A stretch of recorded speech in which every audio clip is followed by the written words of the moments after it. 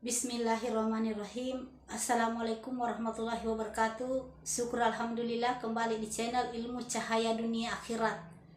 Sebelumnya saya ucapkan terima kasih kepada semua yang hadir.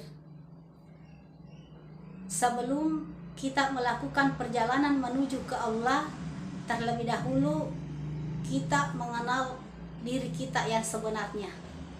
Siapa sih diri kita ini yang sebenarnya? Atau diri sejati kita? Tubuh kita ini terdiri dari dua unsur, tubuh kasar dan tubuh halus. Ada luar, ada di dalam. Tubuh kasar adalah jasad atau bagian luar, sedangkan tubuh halus adalah ruh atau bagian dalam. Jasad diciptakan dari tanah, sedangkan ruh adalah tiupan Allah. Allah berfirman dalam Al-Quran, dan apabila aku telah menyempurnakan penciptaannya dan aku telah meniupkan ruh ciptaanku ke dalamnya, maka tunduklah kamu kepadanya.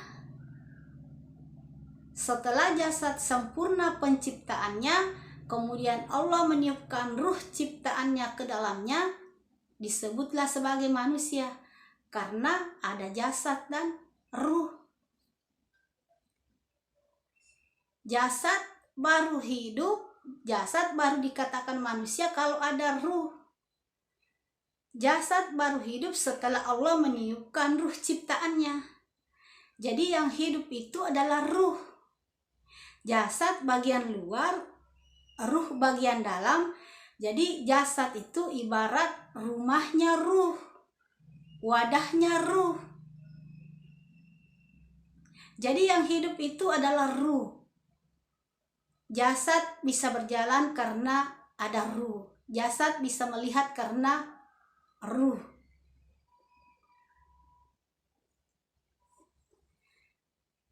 Dan ruh itulah diri kita. Itulah diri kita yang sebenar-benarnya. Itulah diri sejati kita, karena itulah yang hidup. Jasad ini bagian luar cuma rumahnya.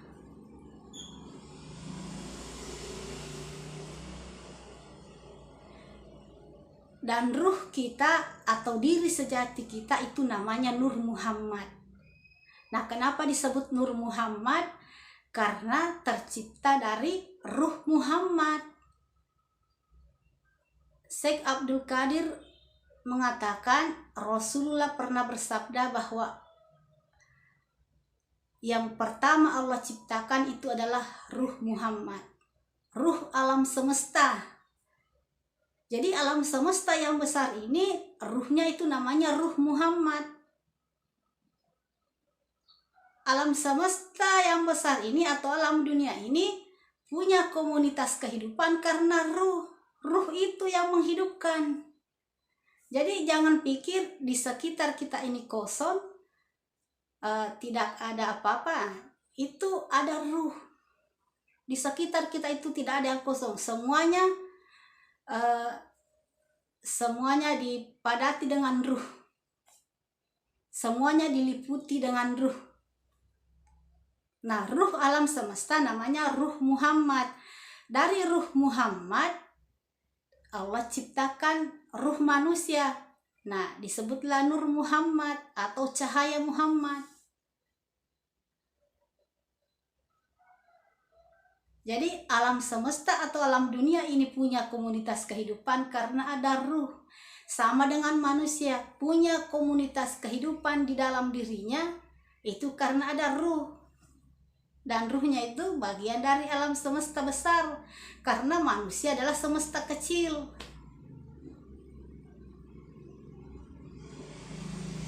Di alam semesta ini ada Nabi Muhammad SAW, ada Nabi Adam alaihissalam, ada manusia, ada kitab suci Al-Quran dan sebagainya. Dan itu berasal dari satu kesatuan, yaitu Zat Allah. Nah, di dalam diri kita ini juga terdapat apa yang ada di alam semesta besar ini. ada Rasul Muhammad, ada Adam, ada kitab suci Al-Quran, ada diri sejati, ada guru sejati.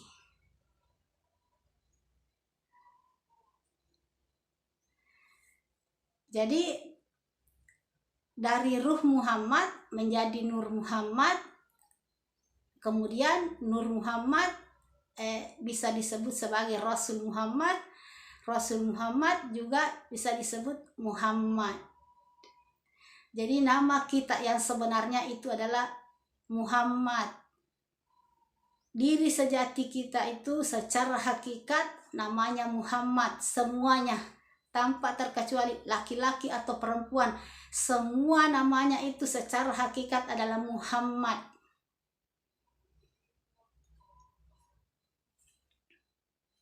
Nah, siapakah Muhammad itu? Muhammad itu adalah kekasih Allah. Jadi semuanya di sini, laki-laki atau perempuan itu semuanya kekasih Allah. Muhammad. Secara hakikat kita semua itu Muhammad. Nama kita adalah Muhammad dan kita semua adalah kekasih Allah. Tetapi lebih banyak yang mencintai dunia daripada mencintai kekasihnya. Lahir ke dunia ini lebih banyak yang mencintai dunia daripada mencintai kekasihnya. Saatnya kembali kepada kekasih. Saatnya kekasih kembali kepada kekasihnya. Saatnya Muhammad kembali kepada Allah. Kita kan tadi sudah mengenal siapa diri kita yang sebenarnya, siapa diri sejati kita. Kita semua adalah Muhammad secara hakikat. Kita semua adalah kekasih Allah. Nah, sekarang saatnya kembali kepada kekasih kalian. Nah, coba. Di dunia ini kalian punya kekasih yang kalian cintai dengan tulus. Apa yang kalian lakukan supaya bisa selalu bersama kekasih kalian itu? Pasti kalian rela berkorban. Rela berkorban demi bisa selalu bersama dengan kekasih kalian itu. Kalian pasti rela berkorban, melepaskan semua yang menjadi penghalang supaya bisa selalu bersama dengan kekasih yang kalian cintai itu. Sama dengan perjalanan menuju ke Allah.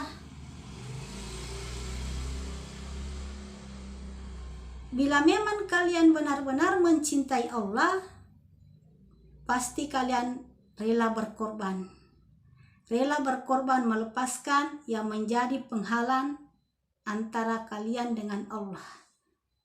Apa yang menjadi penghalang? Dunia. Dunia yang menjadi penghalang antara manusia dengan Tuhannya.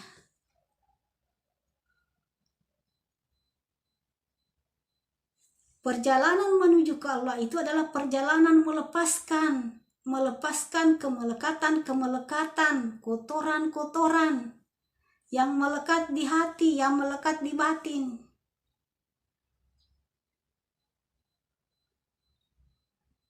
Ini sudah Allah gambarkan sangat jelas dalam kegiatan ibadah haji.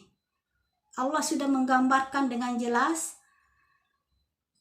bahwa untuk menuju ke Allah itu harus berkorban. Harus rela berkorban. Nah, orang-orang yang melakukan ibadah haji itu adalah mereka yang berkorban, rela mengumpulkan uang yang bukan jumlahnya sedikit demi bisa memenuhi panggilan Allah. Mereka itu rela berkorban supaya bisa memenuhi panggilan Allah.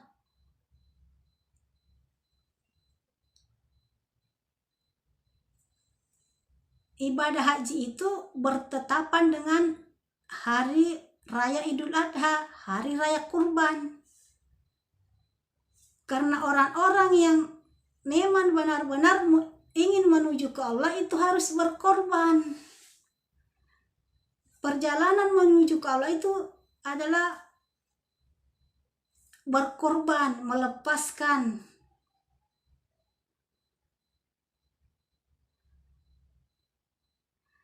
Hanya satu syarat supaya bisa bersama dengan Allah. Hanya satu syarat untuk mencapai Allah, yaitu batin yang bersih, hati yang bersih, batin yang jernih, hati yang bersih dari kotoran-kotoran dunia, batin yang bersih dari kemelekatan-kemelekatan dunia.